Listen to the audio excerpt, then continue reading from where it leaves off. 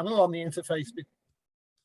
Welcome to this panel on the interface between common, public, and formerly customarily controlled spaces and urban development processes in major cities and or expanding peri-urban areas. We have got four very interesting contributions to reflect on today. I hope you've all had some opportunity to engage with the material that was uploaded online in advance, because as you know, we're working in a new format with very highly time constrained. I'm Julian Kwon. I'm professor in land and development practice at the Natural Resources Institute at NRI and a member of the DSA study group on land politics and sustainability, in which we discussed the brief for this session. So we're really looking at how tenure dynamics in formerly customarily controlled or indigenous spaces underpins and affects urban development processes, who gains, who loses, how customary and collective rights shape governance regimes, emerging governance regimes in an urbanizing context. What are the trade-offs between private, customary, and common rights, and what are the consequences? Can the emergent forms of governance help to overcome land use conflict, reconcile the different interests, meet different needs of different interest groups in urban development? So we have contributions from on First Nations reserves in Canada, on urbanization of formal tribal property in Somaliland, the governance of formal property in urban Tanzania, and the process of land laundering in urbanization in Peru. So we asked if each contributor could briefly summarize the key points of your contribution in relation to two cross-cutting questions. One is to understand the transformations or transitions underway in terms of changing land occupation and use affecting common, customarily controlled spaces and tenure arrangements in an urbanizing context, the changing tenure arrangements and the outcomes. What are the changes that are underway? And secondly, we'd ask each of you to spend a few moments explaining the changes to the governance arrangements or regimes that are underway and the extent to which customary principles, rights, practices maintained and the results that this emerging forms of governments have in these contexts. Are they capable of supporting sustainable urbanization processes?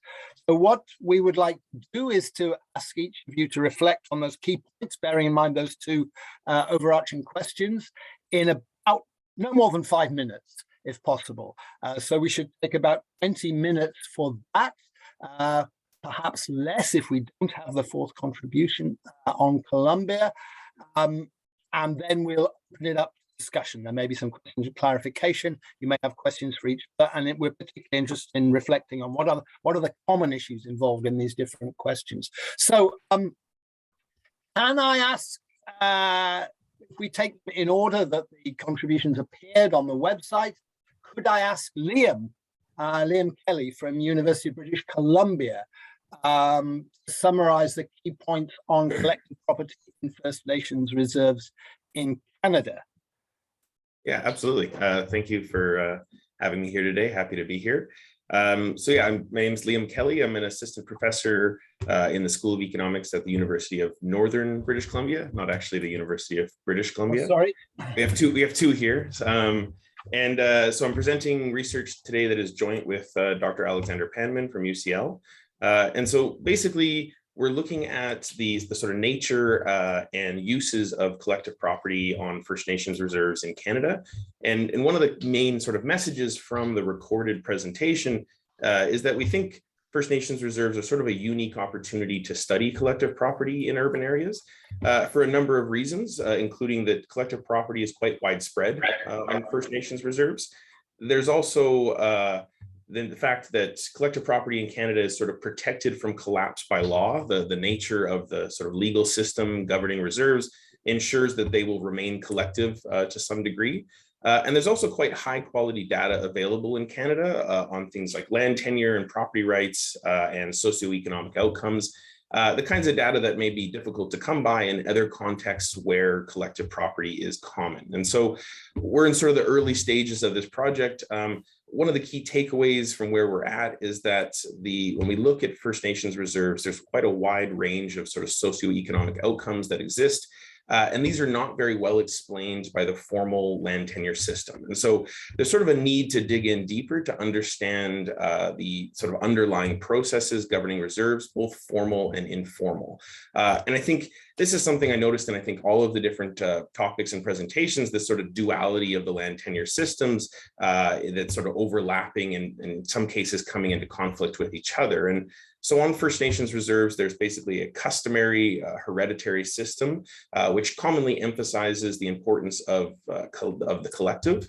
And there's also a formal, what's called elected or band council system. And in some cases, these two systems do complement each other, but they often are in conflict with each other. And so sort of touching on those two main themes of the panel, what we've seen in the last sort of decade or two is there's been this kind of trend towards governance reforms on First Nations. And while First Nations reserves do have the option to privatize their land, most First Nations have not decided to do so. And so while there has been some growth in privatization, we've actually seen sort of a strong and fairly growing trend towards enhancing collective rights and different collective arrangements. And this is sort of, you know, it gives us this kind of spectrum of different ways to manage land on reserves and being able to look at those and how they link with sort of socioeconomic outcomes. And this has sort of raised an important question of really who makes land management decisions on reserves and what is the role of the collective in making or approving these kinds of decisions. And so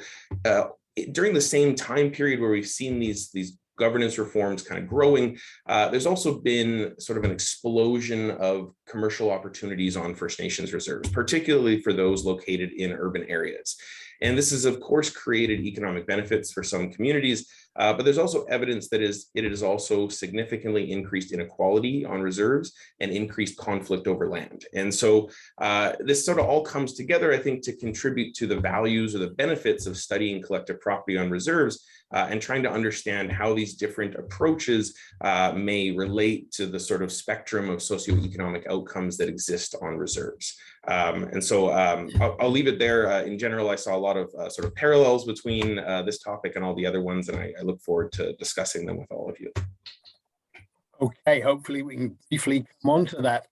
Thank you, Liam. Could we move briefly to Somaliland, informality and land ownership in the transformation of former pastoral land in the urbanization process? Colin, is it you or is it Michael who will? It's me who will start. Michael will start. Yeah. Okay, Michael, over to you. So we'll try and keep this within our allotted few minutes, which is tough. But in sort of focusing specifically on the questions you've raised there about transformations or transitions underway and changes to governance arrangements. First of all, the point is to make that this is just one example of the very common transition from rural land to urban, but in the context of a pastoral community. And Somali society traditionally, and I mean broadly Somali society in the Horn, traditionally holds land collectively for pastoral use within a kinship-based or clan system that's heavily weighted on the recognition of use rights rather than formal market-based ownership per se. Somaliland in the north is even more extreme in displaying those characteristics in the sense that there are no permanent rivers or consistent rainfall to support extensive settled agriculture. So it means there isn't very much at all settled rural or established rural ownership other than the pastoral system. So there's also little clarity in formal law on land ownership. The Constitution of Somaliland establishes that all land is the property of the people of Somaliland, but the law itself implies that there's a right to permanently sell or alienate land. which raises the obvious contradiction that is that alienation indefinite, or does the land remain the property of the people of Somaliland after some period of time? So that's simply not spelled out. So the transition from rural to urban land is, of course, inevitable given the rapid growth of cities, which is exacerbated in recent years by climate change, meaning that pastoralists are losing livelihoods as stock die and moving into cities. So also, although the level of urbanization is not high still, the rate of urbanization is very high.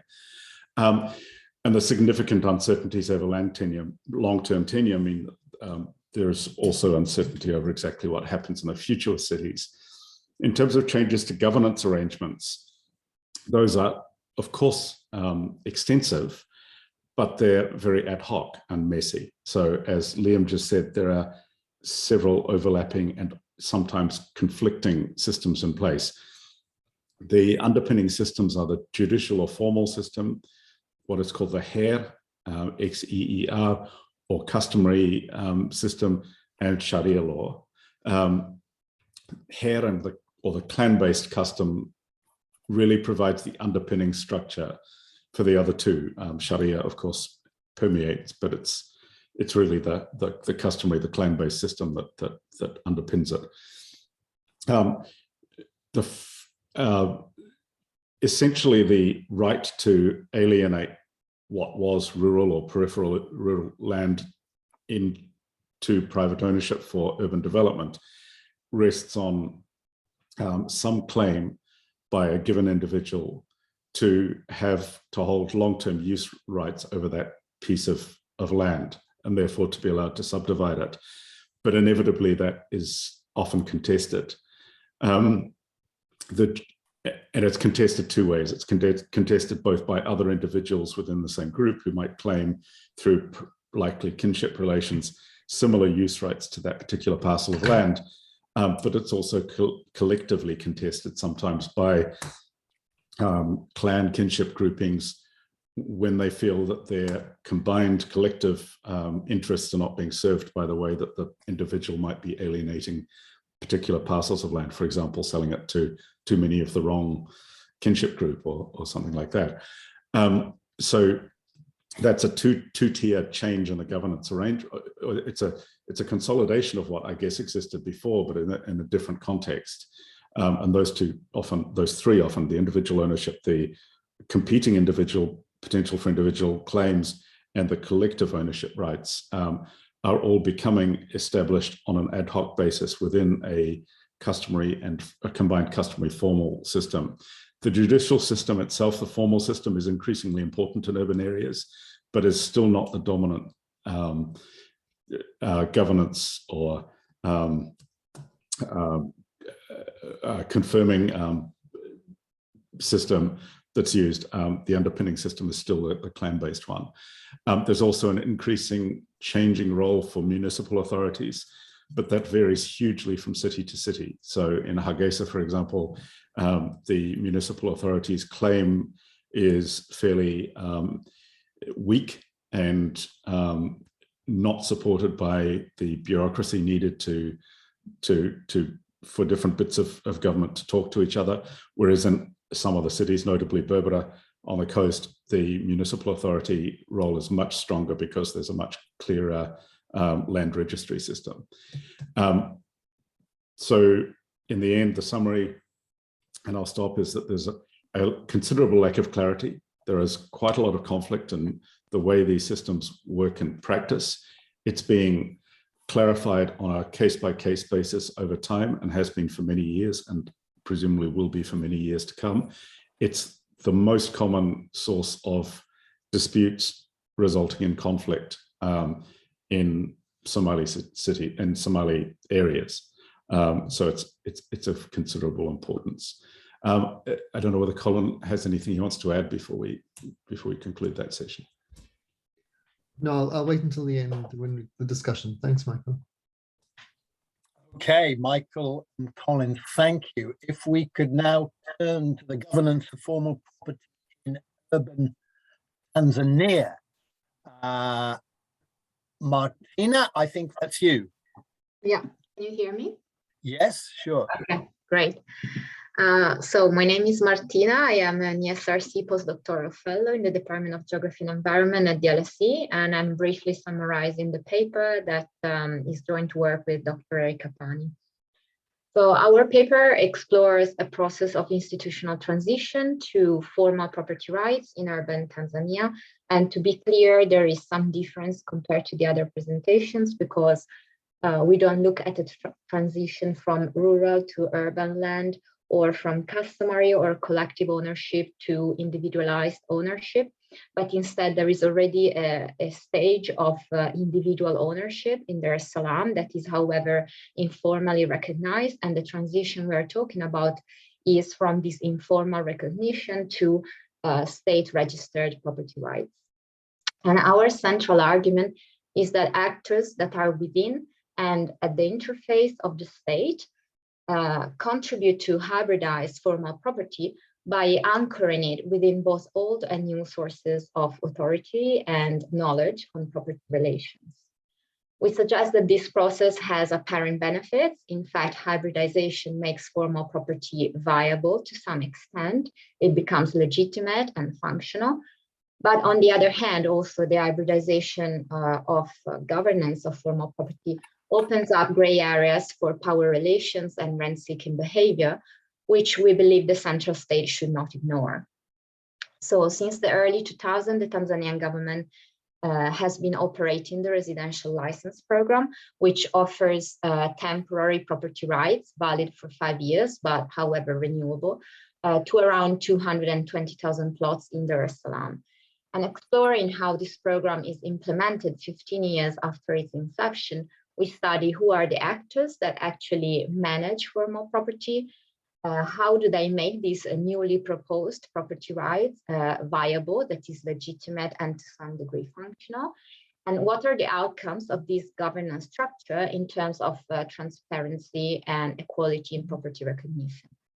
Now, Dar es Salaam has an interesting informal land governance structure that is based on the mtaa system or the street office system.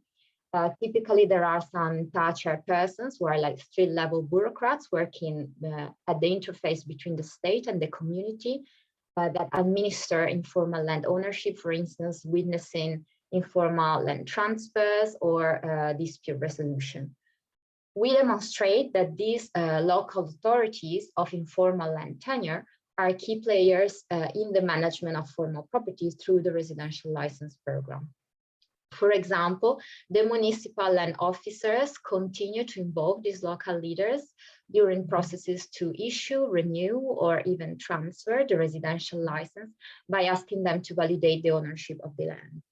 On the other hand, local leaders also take their own initiatives that hybridize the residential licensing by influencing how it is used to sort land disputes.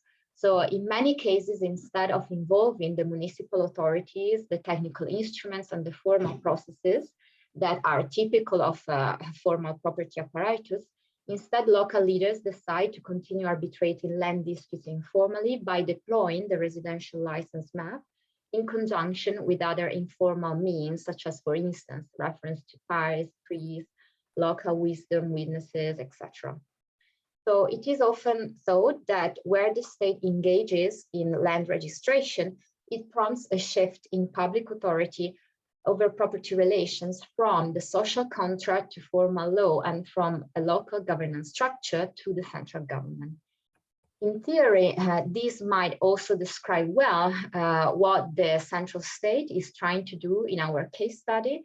But as our paper demonstrates, in practice, informal land authorities and governance mechanisms continue to affect both the construction and the long-term maintenance of the residential license system.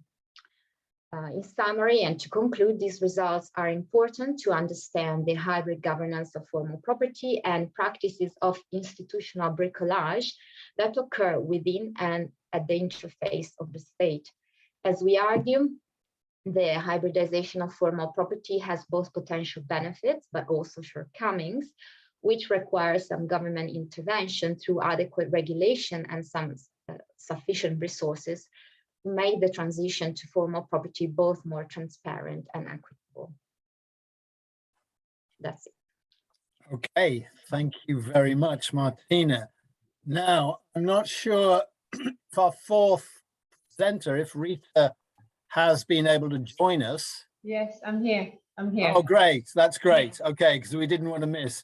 So Rita, if you could possibly summarize the key points from your contribution in relation to the transformations and transitions that are underway in urbanizing Peru and changes that occur to the governance arrangements for urbanizing land.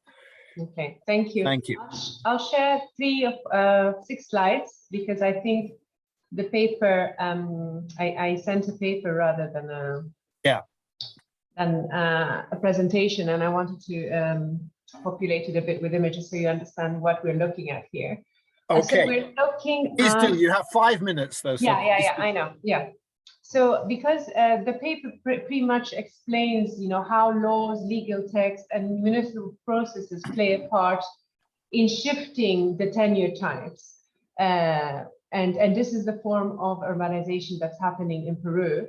It happens through this auto-construction, and the paper looks very much at more land trafficking. This meaning how large areas of land are subdivided by organized groups, namely pirate subdividers.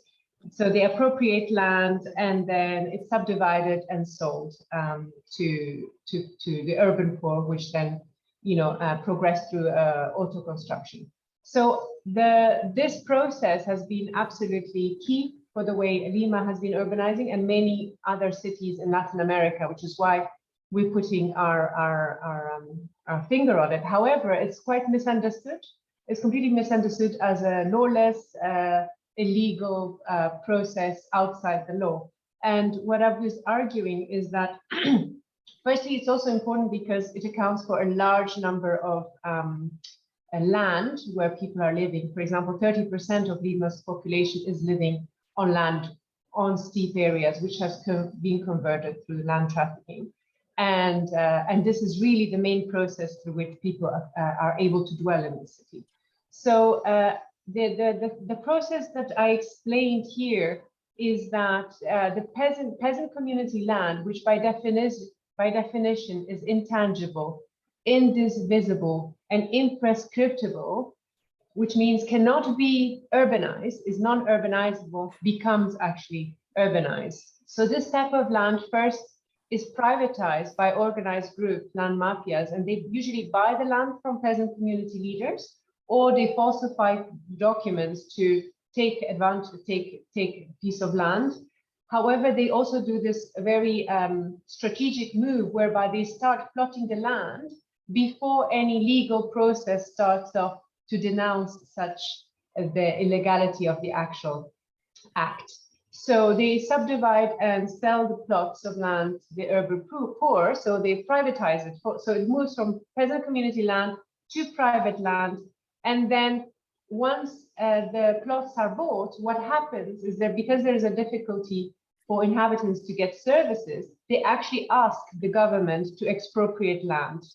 So, so they request it to become government land, and in this way they're able to enter a municipal process which allows them to get services and improve their situation. So what happens?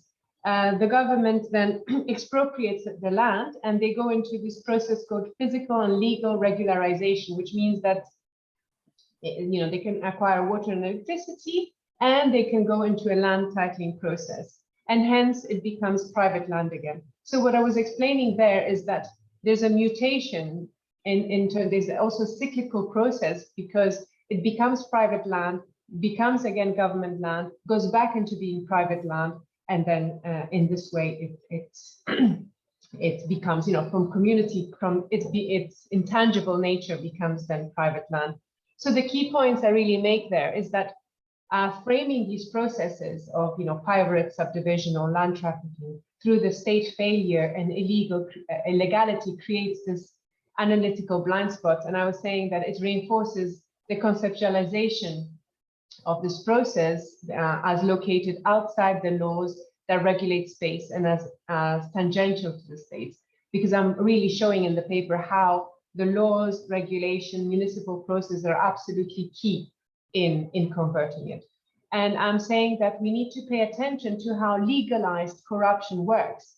Legalized corruption being the instances that create a rhetoric semblance of conforming with the spirit of the law while intending to violate it. So the illegal, illicit, and criminal becomes intertwined by overlapping regulating spaces, and we see both land traffickers and state actors moving in and out of legality.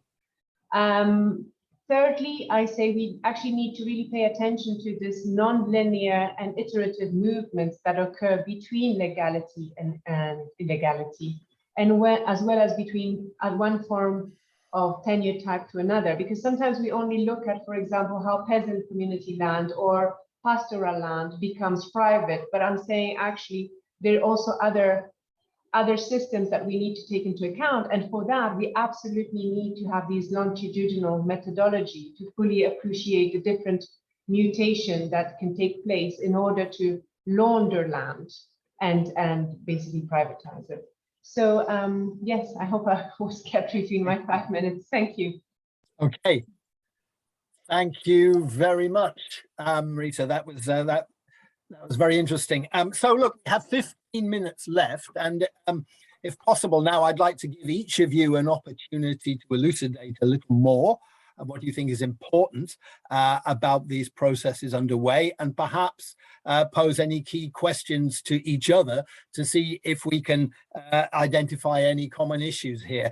So if I could start off by asking each of you in turn, is this only about how customary authorities or residual customary practices and rights regulate, mediate the process of land individualization, or does the presence of customary authority or residual collective rights of some form or other play a role in reconciling private rights and broader public interests, in, for example, in creating the space for delivery of public goods, in terms of collective benefit from the economic opportunities involved in urbanization. So is the residual collective or customary elements of the governance system capable of supporting more sustainable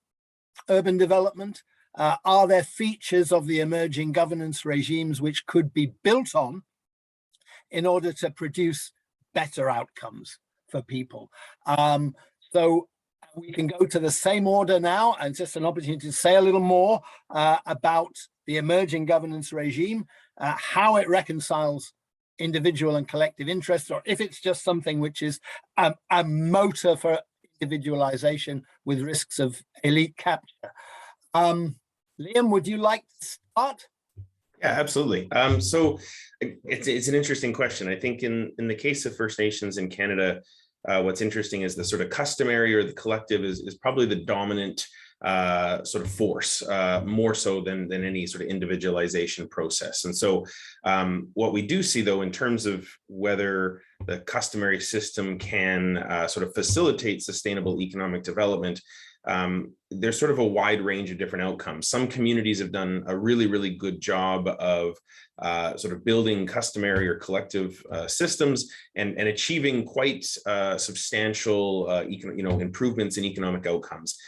Other communities are really struggling to accomplish the same thing. And so I think, that's a big part of our research question, is understanding what separates those two cases. And so I think in our case, I think collective arrangements can absolutely facilitate sustainable economic development, but not always, I guess I would say. Okay, thank you. Colin, Michael, in Somaliland, is it more than individualization mediated by customary practices or hybrid arrangements that are emerging? Is there space for public goods in urbanizing Somaliland? I think maybe, Colin, do you want to, I think the answer is yes, there's the potential. The trick is how do we get there? So the system is evolving as we speak. It's ad hoc. It does create conflict, but yes, it certainly supports the potential for some kind of locally contextually relevant mediation between private rights and public interest. But Colin, you might have sort of some insightful comments to add on that. Yeah, thanks. I think I was struck by Rita's comment that thinking about what's going on as sort of failures of governance creates analytical blind spots. And I think it seems to me that listening across all three, and not just in relation to Somali, or all four, and not just in relation to Somaliland, the existing governance acts as a sort of a reference point to allow these processes of transformation to orient themselves at the same time as it's changing them. And so in relation to that, it seems to me that it depends where we start with, as a frame of reference. If we start with the idea that formal property exists in certain configurations, and then work out from there what's going on, we get to a certain, I think this is curious, we get to a certain result. But if we start with the idea that property is a social relation, and it's forged out of how people are relating to each other and which particular people are getting to each other in certain ways and different groupings and collaborations and configurations, we seem to get to another place. And those two streams of analysis seem to what I was thinking, what this panel has made clear is that those two streams of thought just sort of miss each other. They just sail right past each other. It's quite interesting. So it's not really those are just my thoughts and thinking about coming out of Somaliland, that people who are changing this land are relating to the existing governance systems, but at the same time changing them. I think. Who is capturing the benefits in the Somaliland context? And are there any constraints in the hybrid governance system on elite capture? Individuals are capturing the value, the benefit, and it's individualizing collective ownership. There's no question that that's fundamentally the direction of travel, but it's not an unmediated transition. So you have first of all the sort of conflictual mechanism of disputed claims. So multiple individuals laying claim to the same place, but you also have the collective mediation of and it's nothing formalized, but the fact that a subclan has the right to come back to an individual and say, well, okay, it's okay, you were selling land, that's fine, it's our collective land, you can take the money for that, but we don't like this aspect of who you're selling to. It means there's a collective mechanism for pushing back on what's perceived to be not in the common interest of the group. I'm not sure that we can call that public interest. It's not the public, it's a specific kinship group. And that leads us to a whole other conversation, which is pertinent to kinship-based land ownership and use. Is there any sort of safety net, say, for subordinate secondary rights like women's rights, residual grazing rights in that context? Or is it just a question of the person who manages to capture the individual plot? There's nothing consistent on that. So women's rights, no, not really at all, because there's no social mechanism whereby women traditionally are allowed to own big assets like land. That's not to say they don't, but their rights are not really protected in this transition. It's an open market where if they can compete to win the right to own a piece of land, they can do so. Yeah, I mean, there's the potential within the system if we could understand, and I think this is really a question for us as planners, if we see ourselves as planners, or however we term it, if we can if we can figure out how to support the evolution of the system in a way that uses the customary systems to resolve conflict, to resolve lack of clarity on ownership and the right to use land, then there is the potential for that system to support a sustainable set of outcomes. But it is not clear that that's necessarily the direction we're going. And in some cases, we're going in the opposite direction, where it's a source of conflict. And I use the examples of Hargeisa and Berbera, where we've got very different outcomes, even though the social system is the same. So I think the answer is it's ad hoc, it's complicated, it's important. There's no simple answer, but certainly there's potential within the system. I think we talked about hybridity a few years ago as if it was something sort of really positive. It's not necessarily positive, is what I'm saying in this instance. Yeah. Okay. The other thing, Yes, just to say briefly there, in the system in Hargeisa, what seems to be falling out of the picture is access to public spaces. So even though people are, when they're private, when the individual is saying, okay, well, this is my land, I'm going to sell it off, and they are getting in surveyors to do a layout that conforms to what you would think of as a formal layout with straight streets and consistent sized plots. What's falling out of that is space for schools and clinics and public parks and those kinds of things. So even though a certain amount has to be set aside by law in these processes, and people observe that, the public facilities fall out, it seems. Martina, what would be your reflections on the context in urbanizing or in urban Dar es Salaam for public space? Is the emerging hybrid system capable of supporting public space for public services and public goods in high density urban settlements? Right, that's an excellent question, and we have seen a variety of different examples regarding that. So during regularization schemes, there is this argument that local leaders involving these informal authorities might be beneficial because they can persuade communities during the subdivision of land and the demarcation of land to actually preserve some areas for public uses. So to some degree, they can help provide these open spaces and public functions. But then on the other hand, there are also the other side of seeing that others have found that they can actually leverage their authority, their power, and they can actually abuse of their position in order to have some people giving up some portion of their land in order to make these open spaces in ways that, if they are completely unregulated, if they are completely uncontrolled and unrecognized by the state, can escape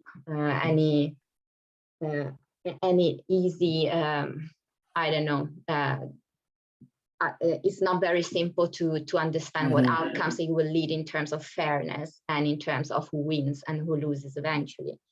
Yes, more generally, to answer your initial question, I would say it's very difficult, given the context where I work, to say if these authorities can combine collective and individual interests, but I'm also quite positive, whilst being aware of many ad hoc situations, about the fact that they can be supportive of more sustainable urban development, because they can actually negotiate between a variety of interests of these informal landholders, including a need for a flexible tenure arrangements or tenure regimes that is very responsive to different situations. And on the other hand, a need for increasing state protection and increasing state intervention in the provision of these services and public spaces.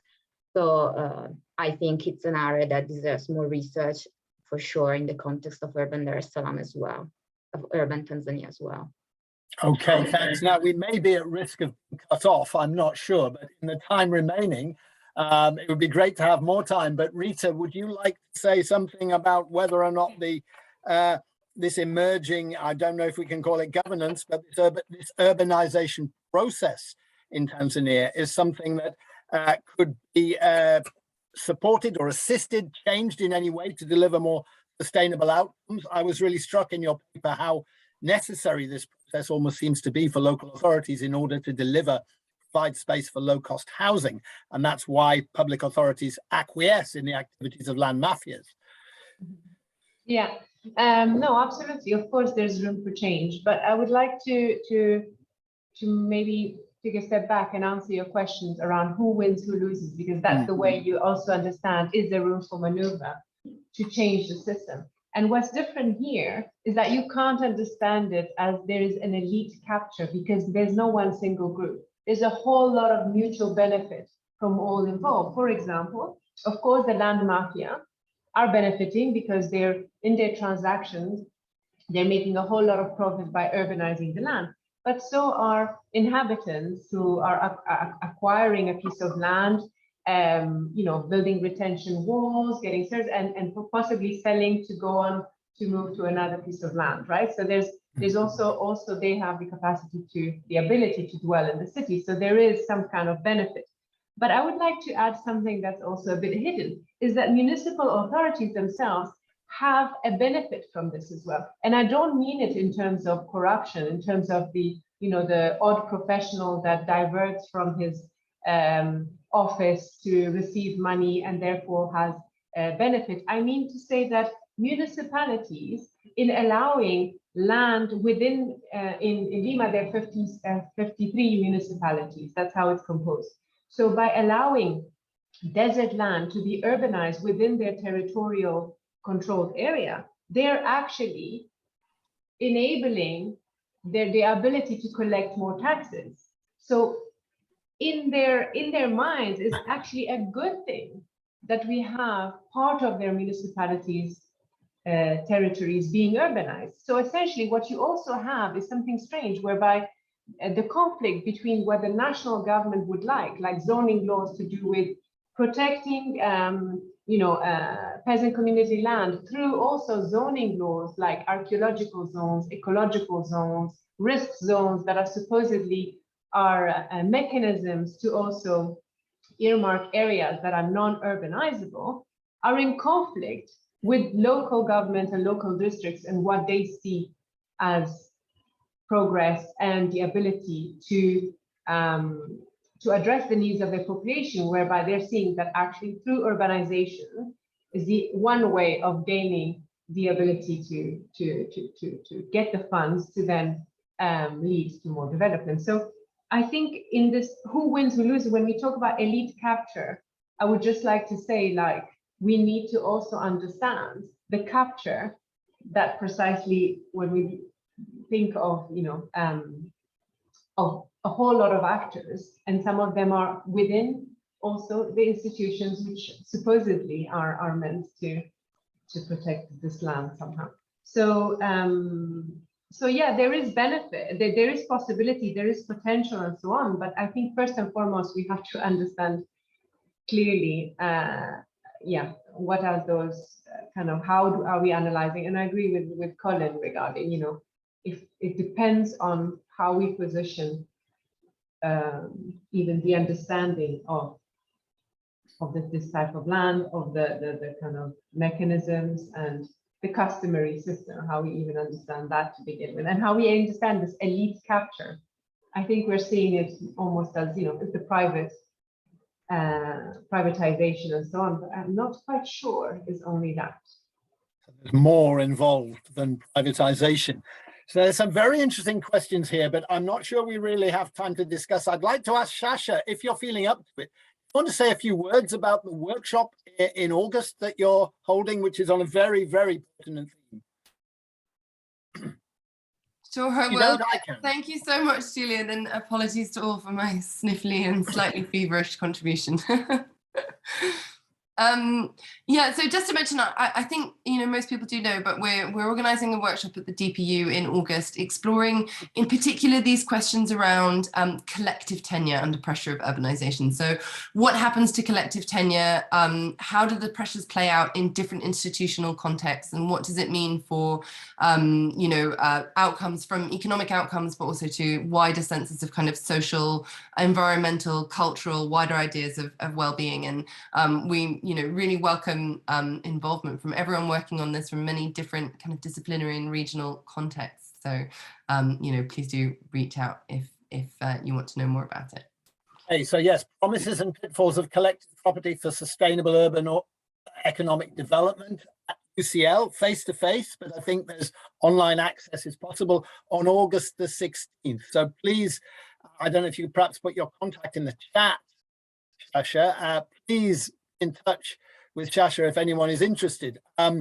Certainly that would be an opportunity to look at these questions in greater depth. The questions I'd like to highlight that we've already touched on that perhaps would be worth exploring is, well, how could the governance of these urbanization processes be strengthened and improved? Now, that's not something to which there's an easy answer.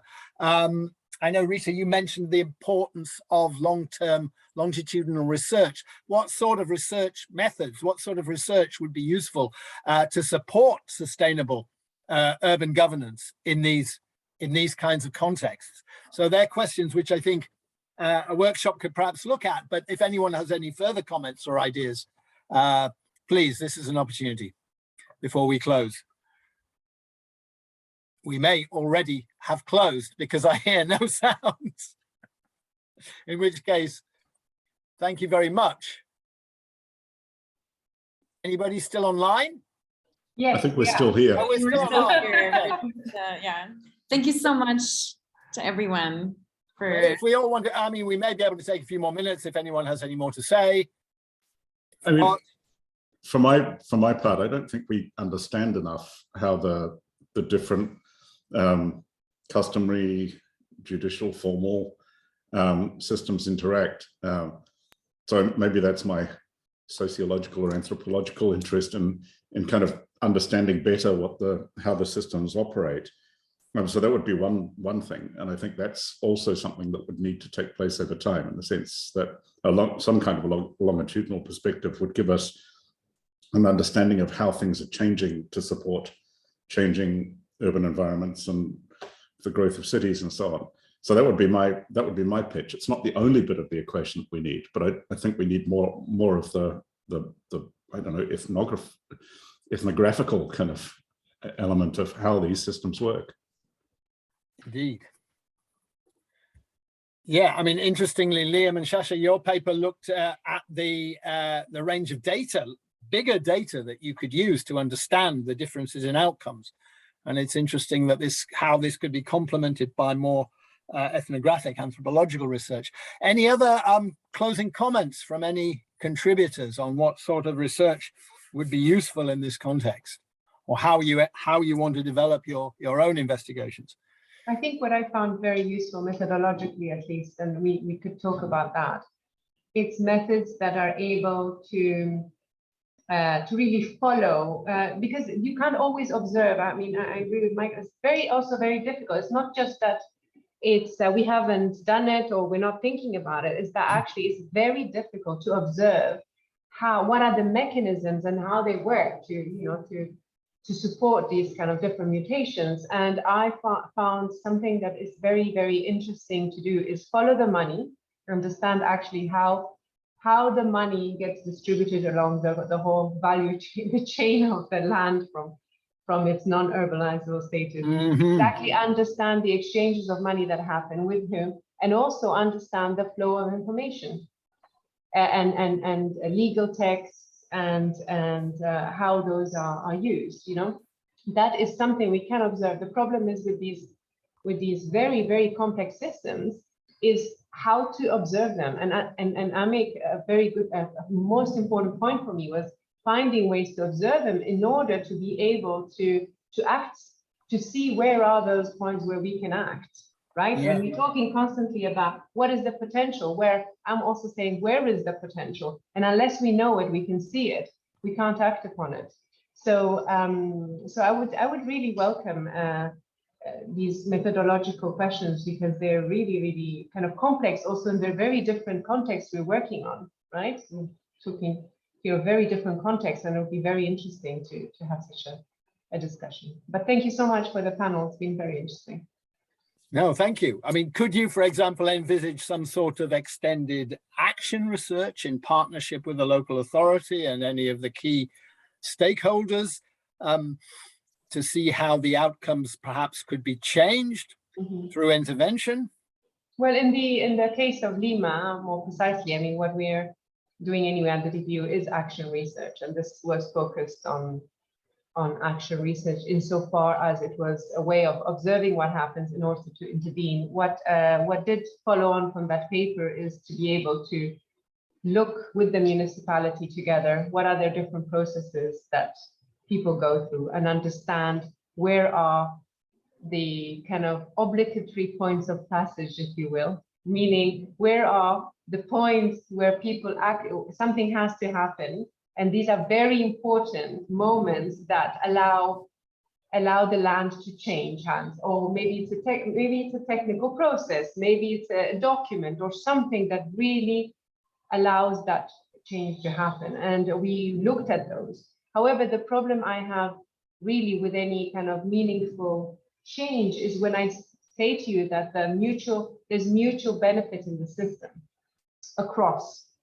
So it's not just about having that conversation with the municipality, but perhaps bringing people around the table to really understand what is the public interest here. But it's not just the present one, but the future, in terms of if we are creating cities that are unsustainable, that are carbon intensive, because we are essentially growing, in the desert in such a way, it's actually very taxing for a city as a whole. So I think it's bringing everyone around the table to really bring that kind of consciousness to the fore. So it's not necessarily only to talk to the municipal processes. It won't change much in that sense. So I think really the action research has to happen at all levels and at multiple scales.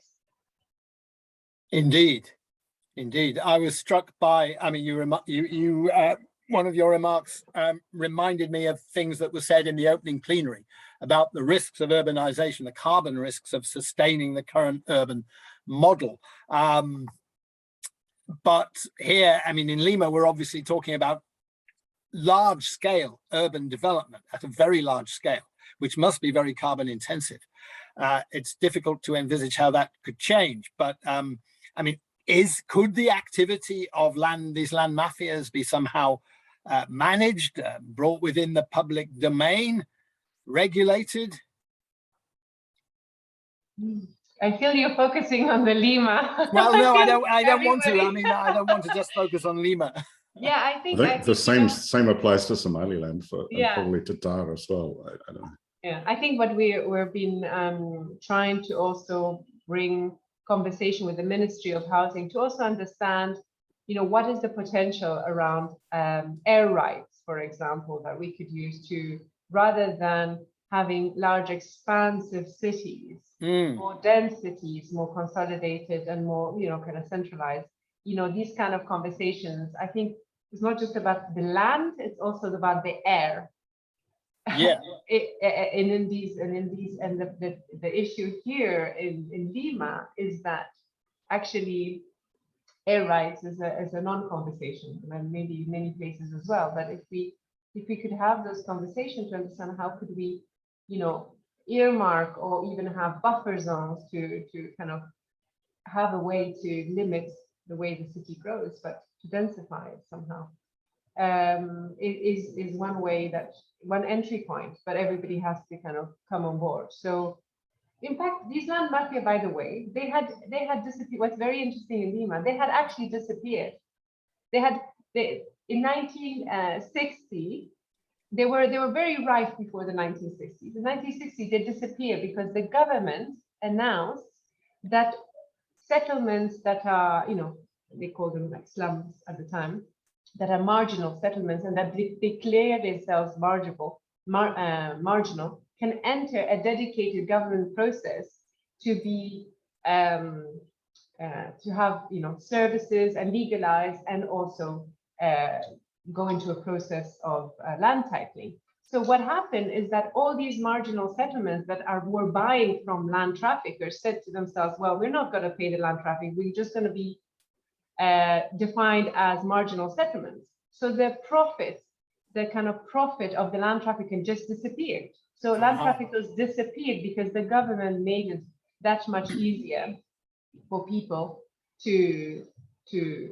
be rehabilitated and become integrated part of the city, right? So then they reappeared in 1980 because actually certain things have to change within the laws and so on, and then they started taking over peasant community land rather than government land. It was also the kind of type of land. So I'm wondering whether when we're looking at these processes, we also need to understand the type of land, plus also longitudinally understand what is it that made these processes disappear and reappear, to understand if there's some learning from that. And in that case, specific legal and policy changes seem to have been implicated. No, I do wonder if lessons from these large-scale urbanization process, if there are lessons about the role that customary authority or collective rights, or even informal actors like land mafias play in large-scale urbanization, if there are lessons for smaller cities, if there would be scope to develop less dense cities, more balanced models of urbanization by restoring some element or maintaining some element of collective or customary control over access to resources. Watercourses, public space, footpaths, the air, as you mentioned. Anyway, hopefully Alex Shasha's workshop at UCL on the 16th of August would be an opportunity to look into these issues in greater depth. Another point of information, the DSA study group on land politics and sustainability is holding its annual meeting tomorrow at 3 o'clock. It's open to anyone. We'd be very grateful if any of you were able to join. We'll be looking for an additional convener for the group. At the moment, the group is very much founded on a seminar series at UCL, and LSE convened, LSE and UCL, but open to everybody, which has kept going online during the pandemic. It is now looking at developing some face-to-face activities. We'll see, that's the foundation of the group. But beyond that, at DSA level, we've organized panels at last year's conference and this one. We could do so again, but we're really looking for new blood. So anyone who's interested, please feel free to join us at 3 o'clock tomorrow. And thank you very much for your contributions. We're almost 2 o'clock now, so we've overrun by almost 20 minutes. We'd better allow you to go to other sessions, but thank you very much indeed. I think this has worked well from uploading the presentations in advance and having a bit of a feel for what it's all about. And even though we're a small group, an interesting exchange of ideas, and hopefully we can continue. Thanks very much, everybody. Thanks, everyone. Thanks so much. Thanks for the technical support from Nomad IT too. Everyone. Take care. Okay, thank you. Have a lovely rest of the All right, conference. bye-bye. Yeah, have a good conference, everyone. Bye. Bye-bye. Bye.